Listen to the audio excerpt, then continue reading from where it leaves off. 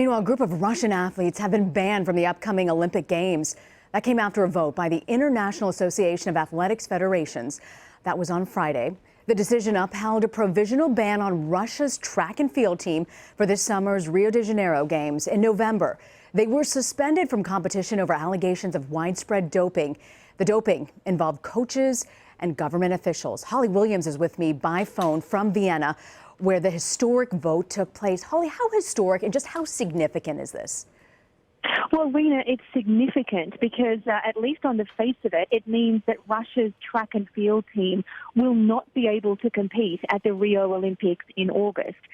And remember, of course, that Russia is a sporting powerhouse that finished fourth on the medal tally at the London Olympics, the last Olympics. Remember also that this followed really an unprecedented independent investigation last year that found systematic and widespread doping within the Russian sporting system, allegedly involving athletes, coaches, and doctors.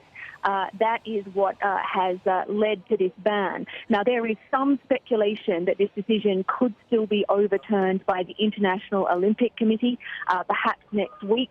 We just had a press conference with the head of track and field world governing body, Sebastian Coe, who said that as far as he understands it, his body's decision is final, but let's see what happens next week. There is still, though, a small window for Russia's track and field athletes to compete in Rio. And that is if individual athletes can prove that they are clean, that they're training outside Russia, and that they've been subjected to effective testing. They may still be allowed to compete, but as so-called neutral athletes, not competing on behalf of Russia. So not the Russian athletes, Holly, is that my understanding? Do I have that correct? That's right. Remember, firstly, that this decision applies to track and field athletes, Russia's track and field team, not to all Russian athletes. And the small window that has been opened, in the words of track and field world governing body, is that if individual athletes can make a case, can prove that they are clean, then they may be allowed to compete in Rio, but as so-called neutral athletes, not competing for Russia. Well, no one wants to watch the Olympics and know that it could potentially be tainted. Holly Williams in Vienna, thank you so much for that report.